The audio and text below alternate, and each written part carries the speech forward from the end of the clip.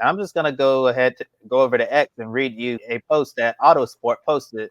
They said the Andretti name in motorsports have accomplished all of this: one Formula One World Championship, 12 Formula One wins, 18 Formula One poles, 20 Formula One podium, 6 Indy 500 wins, 1 Daytona 500 win, 9 IndyCar titles, 4 Indy Lights titles, 2 overall wins in the Rolex 24 Daytona, 3 wins in the 12 Hours of Sebring, 1 win at Pikes Peak, 3 NASCAR wins, 1 class win in the 24 Hours of Le Mans. In total, over 350 race wins across various disciplines as individuals and team owners. So I highly encourage you that if you want to see that for yourself, head over to Autosports X page. And when I list all of those accomplishments, how in the world can you tell me that the Andretti brand is not going to bring any value to the sport? Yeah, we're not. If Andretti's bid was accepted, we're not expecting them to come in right away and blow the doors off of the likes of Red Bulls, Mercedes, Ferrari, McLaren, and all those teams and all of that. But over time, a lot of people expected to see Andretti, rise to the occasion and be competitive in Formula One. I personally think Andretti could come in and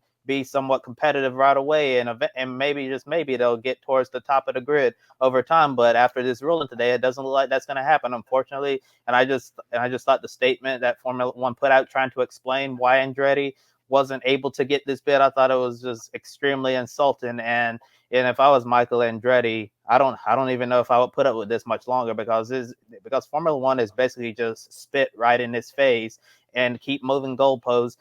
I know at first, and Andretti had to meet this requirement. They met it, and then Formula One just kept adding on, and they're like, no, you're gonna have to do this and this, and Michael Andretti did that, and after that, they were like, nope, that's still not enough. You have to do this and this, and it just kept going on and on and on, and I guess it just reached ahead today, and we finally got our conclusion. So I guess with all the goalposts being moved, we really shouldn't be surprised by this conclusion. We'd hope that Formula One would come to their senses and realize that they need Andretti. I really think that Formula One needs Andretti a lot more than Andretti needs Formula One. If this is the end of the road for Michael Andretti and his Formula One ambitions, it wouldn't surprise me if he decided to throw in the towel here, because I'd really want to be in a place where I'd be wanted and appreciated. And it really seems like that Andretti is not appreciated in the Formula One world.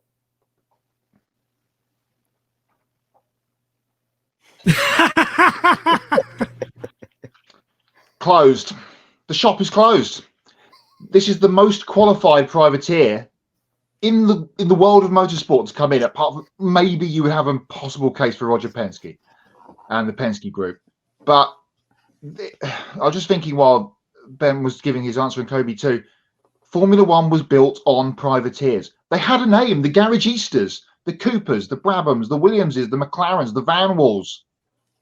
Where are they now? We have Stake F1. We have V-Carb or whatever. What did we call them last week? VARB or whatever we're going to call them through the year. The second Red Bull team. So one team's got one body has two teams. It's just terrible. We've been talking about this story ever since it began, and I think we talked about it. I can't remember if it was before Christmas or just after. And I said, I'm just bored with the story now. It needs to come to a conclusion. Finally, we've got that. But unfortunately, it's not the way that anybody wanted. And to Josh's point at the very top of this whole segment was, I don't remember a time in my years of watching Formula One, which goes all the way back to 1990 when I was 4, that this has put an arm around all the fans. No one has been, no point ever really has everyone been in agreement that this is a good thing or a wrong thing. Everyone is in the same camp here, it seems, from everyone on social media, the journos, the F1 proper journos that are in the paddock every week. It's just a really, really bad look. There's a lot of people bashing the FIA. Now, don't forget that the FIA granted the entry. It is Formula One that have stopped this. Stefano Domenicali, as we mentioned, and the Liberty Group have stopped this from happening. But as I said, they couldn't have been an any more capable privateer. And as we mentioned, every hurdle he's been given, Michael, in that team and that group, they've passed it with flying colours. Josh, you mentioned the engine thing. It's absolute nonsense. They've got Renault. Renault have said, we will supply you with engines until, such time that you want to switch or whatever. And they've got Cadillac and General Motors ready. The Red Bull thing that you gave in as an example with Ford coming in, that's just a badging exercise. Let's be honest. There's going to be no really Ford presence in that, apart from the sticker on the side of the engine cover. Red Bull Powertrains is a thing, and it will continue to be a thing. But Jackson said it in the comment, we've got 3 races. There's this Chicago rumblings going on because someone else had a great idea and put a race there, and it was quite successful. And they went, well, I think we'll have a piece of that, please. And I'm going to try and take it away from NASCAR or add to it. There's going to be a lot of people switching off from Formula One, I feel like, next year. On, of course, Kobe and Ben, your side of the pond and around the world, because, as I said, shops closed. There's no point even trying anymore, unless now we get, 4 or 5 years down the road. When's the next big rule change coming? 26, isn't it, I think? 26, when Audi is coming in. When the Elon Musk team, because let's face it, he's got the most money, comes some massive privateer with the hugest money pot that's got no more motorsport caliber or pedigree at all, suddenly gets this entry that the FIA keeps saying, we've got room for more teams, and we're just not... To use a Murray Walker line from Monaco, or James Hunt line from Monaco, we just don't seem to be getting one. I'll tell you one thing. Sorry, to bounce off Matt's point one more time. I don't understand how you can make the what is it, point 15 that they said in their statement that they don't like the fact that they're coming in with a customer. Yeah, here we go. The need for any compulsory power unit supply, potentially over a period of several seasons, would be damaging to the prestige and standing of a championship. So if that's the case, why are Haas still allowed to be in Formula One? Ferrari engine. They don't build their own engine. Williams doesn't build their own engine. McLaren doesn't build their own engine. They use Mercedes, and I know they had the works thing going with Honda for a few years, but that was a disaster. But almost all of their success before Mercedes came back into the sport as a work century was with Mercedes engines, and then they coexisted for a few years. Now they're coexisting again. But why are they allowed to stay? If you're that concerned about if it were really a bad look from a championship, why would any of those teams still be allowed to compete? And we would have a 4-team championship, or however many power unit suppliers we have now, and we could maybe add a couple more going forward if Andretti brought Cadillac in, I guess, or Red Bull brought Ford back, or Audi's, I guess, supposed to come in. Those would be the only teams that would be allowed to run. So you not only would have to keep Andretti from coming in, you would have to kick the Haas's and Williams and McLaren's of the world out. It makes no sense. Yeah.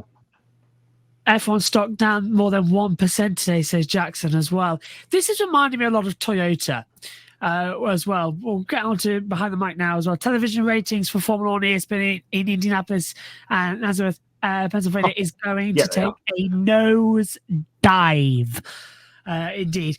Right, this is reminding me a lot of Toyota. When they came into the sport in 2002, they built a car for 2001 and went testing all the way around the world. They came in as prepared as could be. They threw all the money at it, and they never took a win. They never took anything. Because they just didn't. They couldn't get it right because it was such a production of doing it from 2 different locations, Japan and then they're based, I believe, in the UK. So it didn't work. Cologne, thank you there, man. So it didn't work. But you've got Andretti here who have been going for years, who know how to build an open wheel formula car because they've done it in 3 different generations now across all different types of electric, normal, aspirated, and now hybrid with IndyCar. They know how to build a car. They know how to build engines as well because they've done that in the past as well. They know what to do. They are, as you said, a very successful privateer team. And I don't like what's going on. Just bring up, Kobe, could you please bring up those point list again, and I'll go through here. Now, look to number 17. The addition of an 11th team would place an operational burden on race promoters, would subject some of them to significant costs, and would reduce the technical, operational, and commercial spaces of the other competitors. Now, basically, what that means is that there's not enough room for them in the paddock. Rubbish. Martin Brundle said this on a Sky F1 news article earlier on. I put a tweet out about it. We'll just take the graphic away for a second because this is quite a big point. We'll get all your facial reactions to this.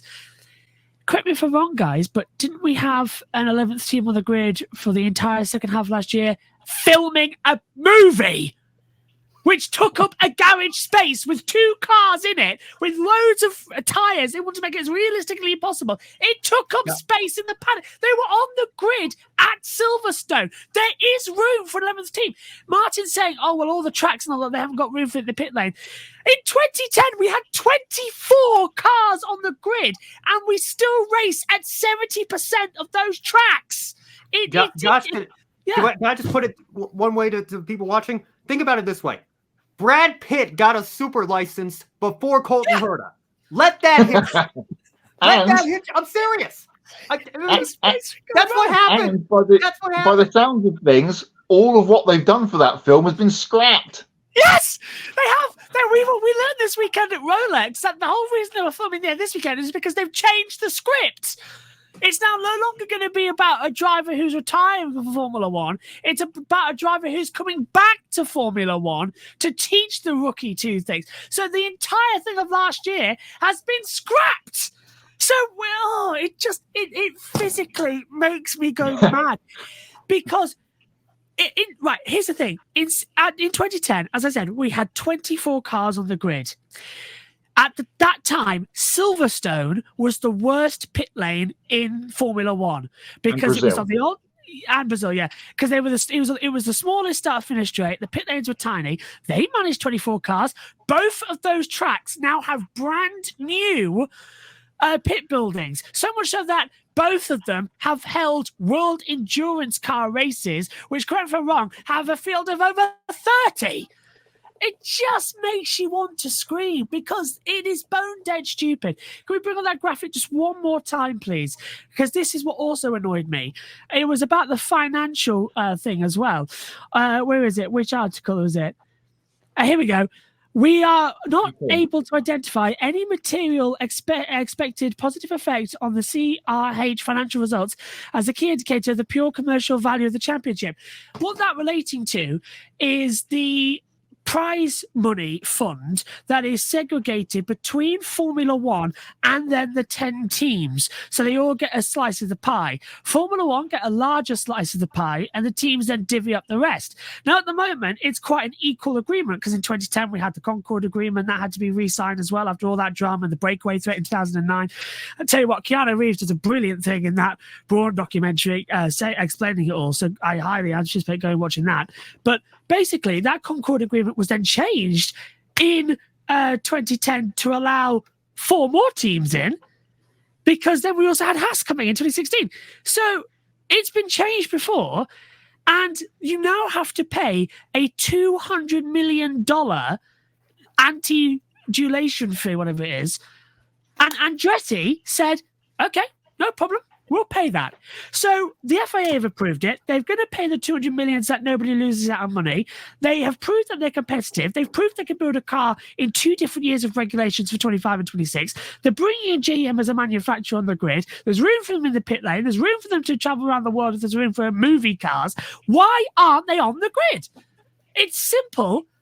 They just don't want them. It is so annoying. I literally never disagree with Martin Brundle, but today I'm disagreeing with him. And any other journalist who says, "Oh well, they're not ready," rubbish. They are ready. It's really angered me because you're seeing who's been paid off and you're seeing who's working for Liberty Media. This is all because it's Liberty Media. They are killing Formula One. They really are. And Stefano Domenicali, who is now taken over as the big boss, he, in my opinion, is killing the sport.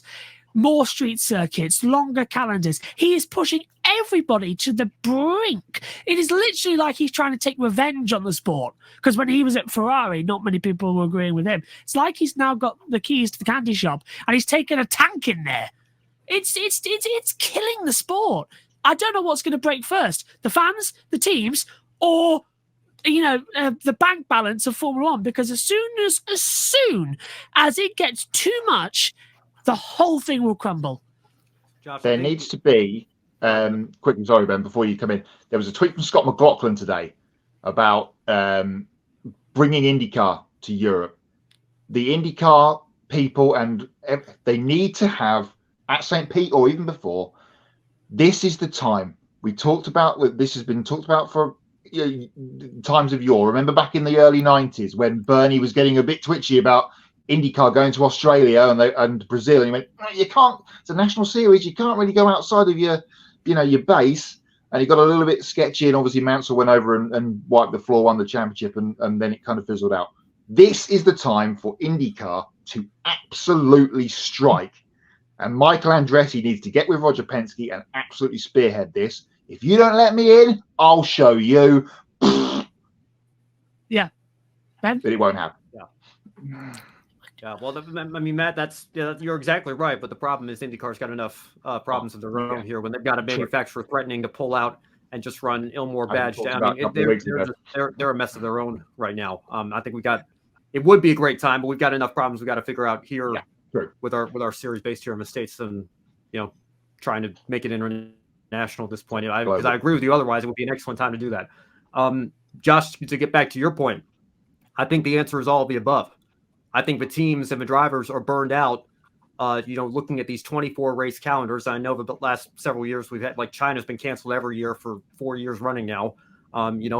We had Imola get canceled last year because of the flooding. I know, but we've had a race or two drop off. We never quite, hit that mark, but they want to do 24 races. I think they want to do as many as 30 races. They want to have it. They've used the term 30 Super Bowls. I mean, if the Super Bowl, which I know is coming up here in a week and a half here in the States, if this Super Bowl was 30 times a year, would it mean as much? Would it be as special? I mean, the product is getting, the specialty of the product is getting diluted when you have this many races. And I'll tell you from a fan's perspective as well. I said in my tweet and on Threads and everywhere today that, I'm sure, when we draw closer to the start of the season, I might feel differently. It'll be nice to have on in the background. The days of me wake up at 1 a.m. and up till 3 a.m. for the races in Japan and in Asia, those days are gone for now.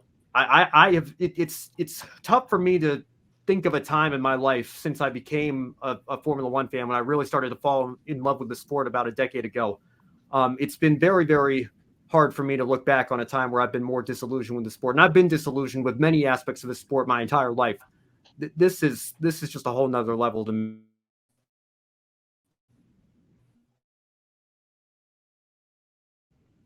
And the things that they're saying, I'm sorry, have we lost, everybody disappeared for a second. Are we back? No. I think I'm back. Yeah, I'm back. Yeah, I'm back. Yeah. Okay. Sorry, just to your point about it's liberty, the color blockers.